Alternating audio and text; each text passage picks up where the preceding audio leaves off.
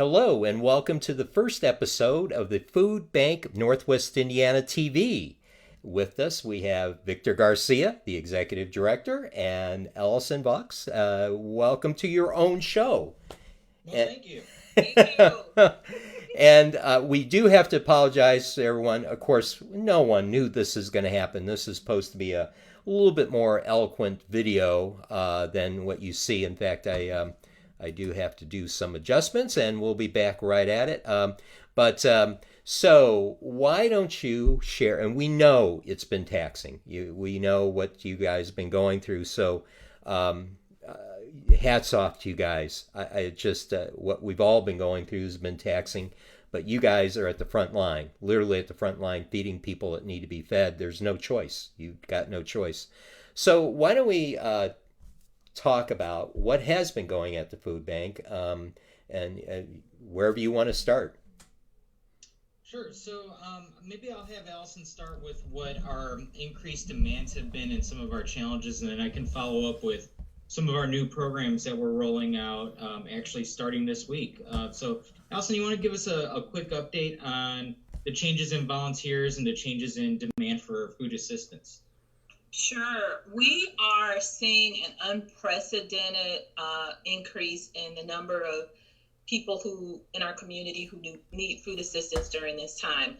We typically address the needs of what we call food insecure. So that's about 100,000 individuals and families, children, seniors in Northwest Indiana who just can't rely on consistency in meals from day to day.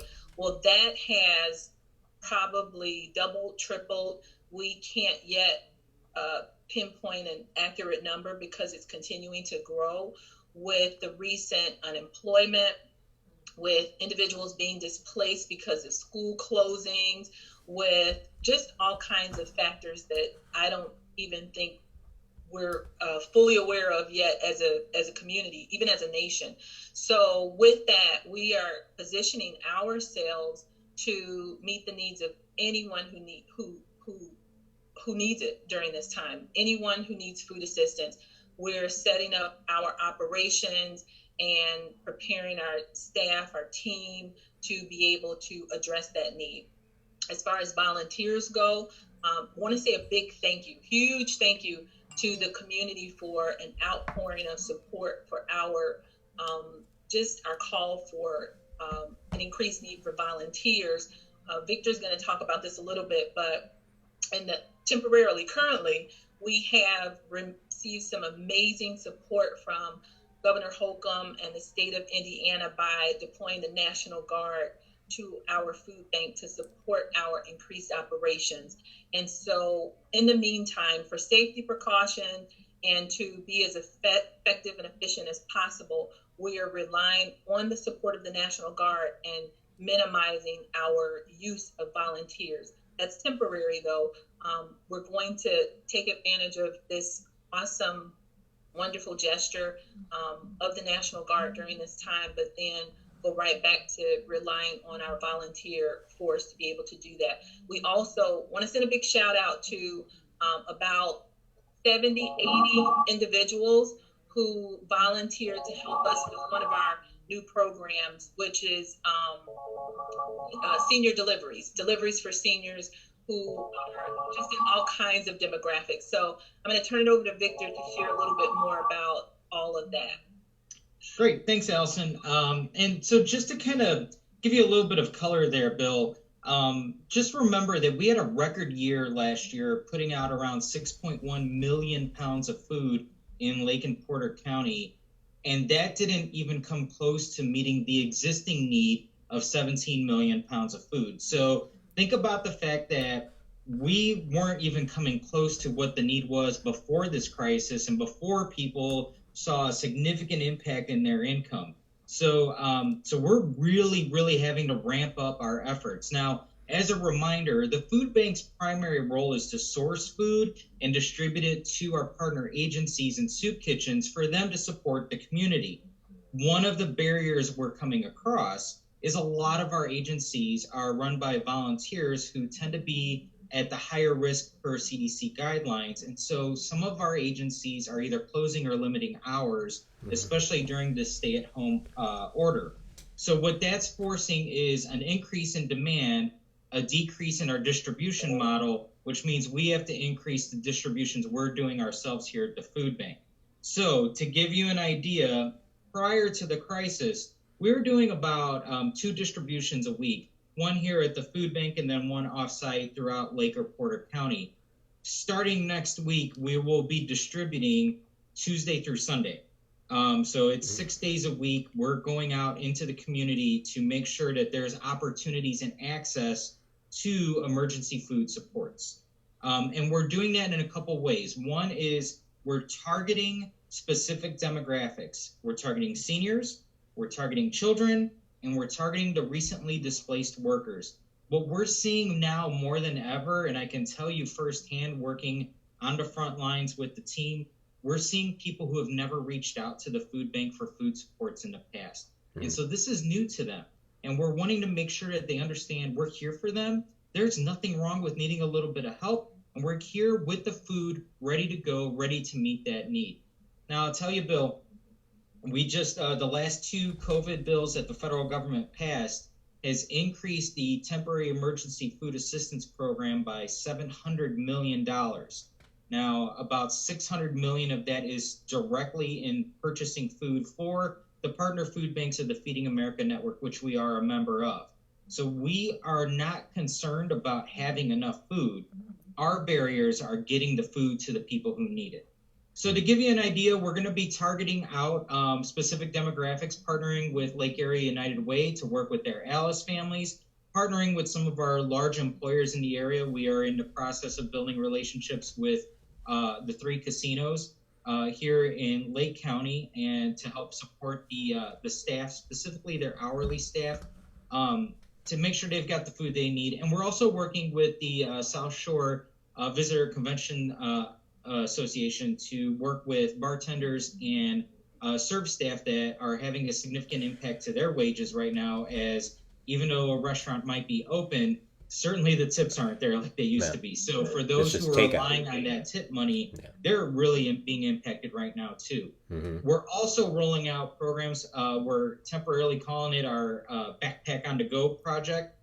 So as you might remember, we do backpack program for free and reduced lunch kids to get some snacks for the weekend or for extended breaks. Well, since school is not meeting right now, we're doing Backpack on the Go, and we'll be partnering with specific sites to get some extra food into those homes.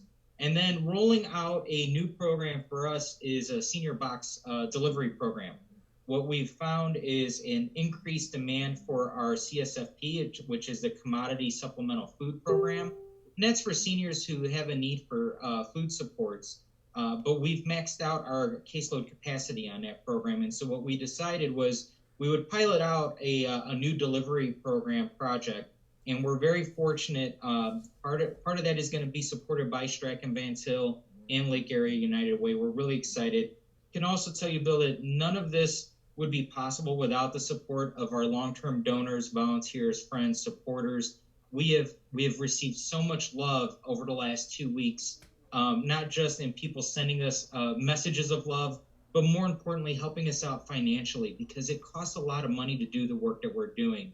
To use an example, that the box, just the cardboard box for a senior program, that's 82 cents for the box. That's not even covering the cost of putting the food in the box, or to cover the cost of warehousing that product or sourcing that product, purchasing the product, all of the things that go into making sure that that senior has that 25 to 30 meals in a box delivered to their doorstep.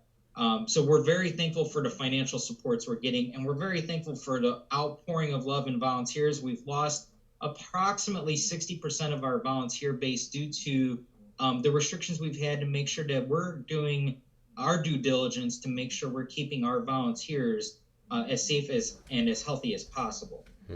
So that's kind of a quick overview of what we're doing and the increased capacities we're experiencing. We're to echo what Allison said, we're very thankful to Governor Holcomb and the state of Indiana for deploying the Indiana National Guard to us. They have just been a pleasure to work with the last 3 days, and we're hopeful that we're going to have them here for a handful more. Great. Yeah. Well, that's good to hear. One thing I just suggest to the listeners out there, I just had a birthday, and so I made sure that the food bank was the recipient of my any donation that came across. Plus, what I'm doing is making sure as I distribute any information, put that donation button on there. It's easy to do. It takes seconds, and and I think we did like $255. Not Yeah, not you're at all. 255 right now. Hey, I'm still watching it. I'm trying. I'm trying my best. I can't. Hey, you call out my friends and say, hey, come on, crack open the wallets and give some more, because boy. Yeah, Bill, that is an excellent point. I want to mention that because Facebook is one of it's genius. Fundraising at its best. The wonderful thing about Facebook fundraising is that there are no fees attached to it. So if you donate $1, we receive $1. And right now, huge shout out to, there are probably about, oh, I thought I had my computer up so I could tell you the exact number, about 7 individuals right now who are sharing their birthdays with the Food Bank of Northwest Indiana. That's And great. $255 translates big time to us. For every $1 you provide 3 meals. And so with your $250, you've already exceeded about 750 meals. So that's a big deal. And every little bit helps. We're grateful for individuals who are being creative. You might not be able to give from your own pocket because of whatever reason right now, but take our posts, share them. We're trying to add the donate button, like you said, to every post, but not overdo it. We've minimized them over the last few days because people have been so generous, like Victor said. New donors, people who are concerned, people who had never known about the food bank until now. So every little bit helps. Those Facebook fundraisers are a really awesome way to contribute just because of the impact that they have. And you're reaching into networks that we don't have access to. It's like our pantries, agencies are the hands and feet of our work, our community. And through Facebook, we use your hands and feet to be able to pour back into our mission. So thank you for referencing that. Oh, no problem. It's easy to do, and it's I should have added something with my age and challenged my friends. Maybe because then you guys have been set for life. I'm telling you.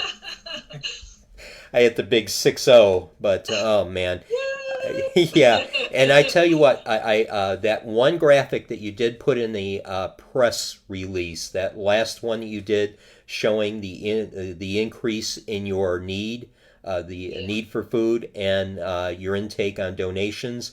That was visually very impactful. It just floored me, and everyone should know. I mean, we're just in the paper this morning, more layoffs. And, I know in Porter County, there was a very popular pizza place, Doomland Pizza, that was going to try a carry out, but they were so close that they couldn't. They couldn't assure the safety, so they did the right thing and just closed down.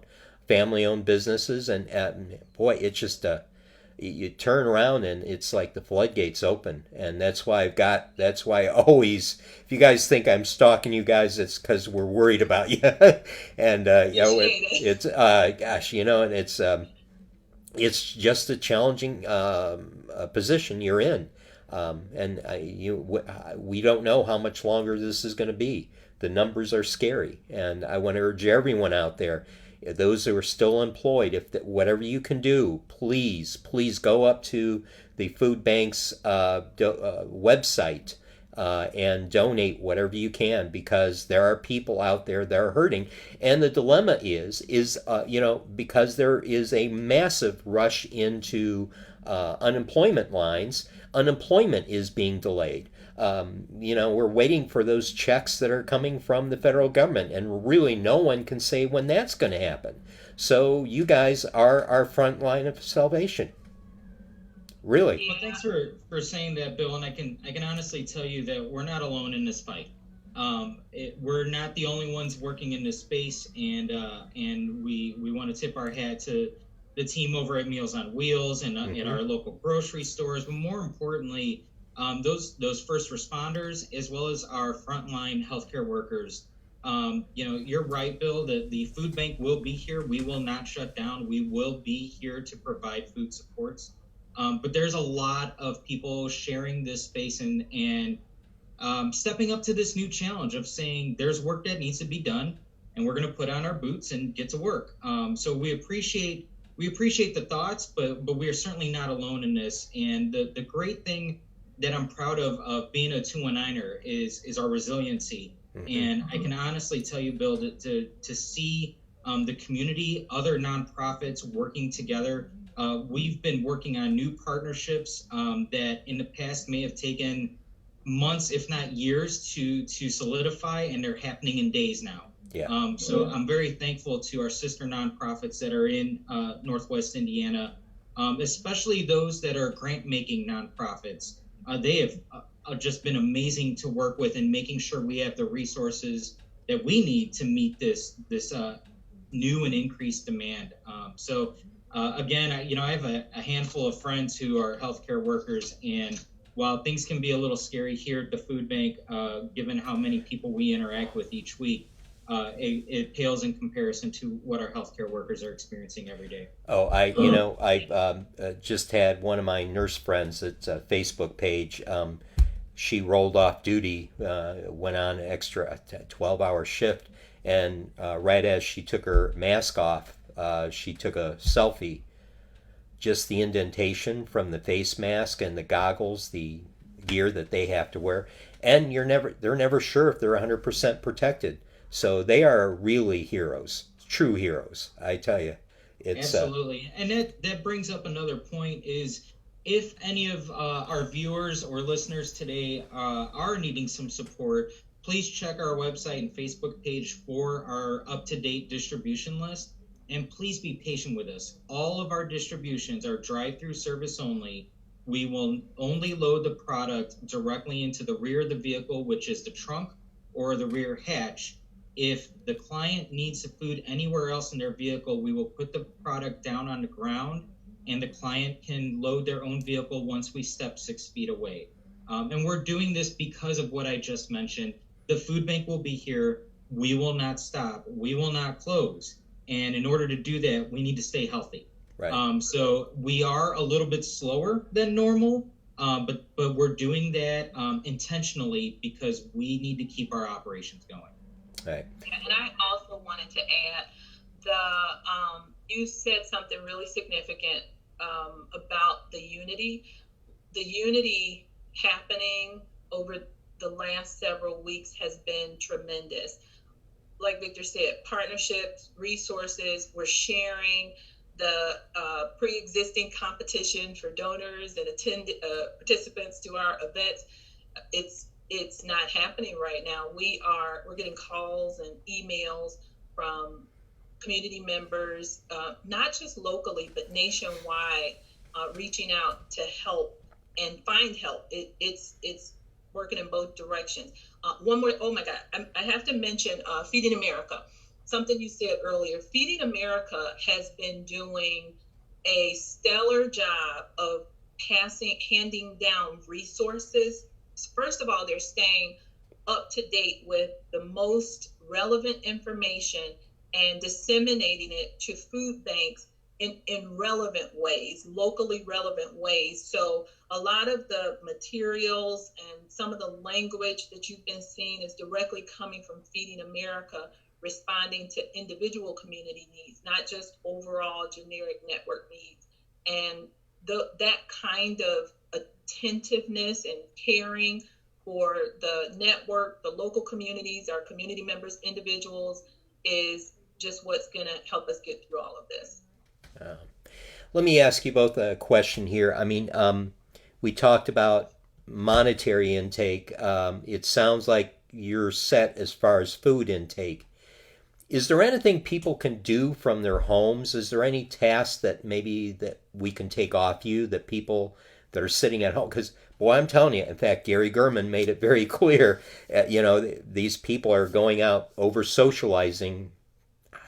The police are going to be there, and so if people are going to be challenged, and I got a feeling we're going to, as the numbers climb up, we're going to be asked to do that more and more, and be warned to do it more and more. Is there anything that people sitting at home can do for you folks that could take, what licking stamps, whatever? Is there anything? So I have two. Oh.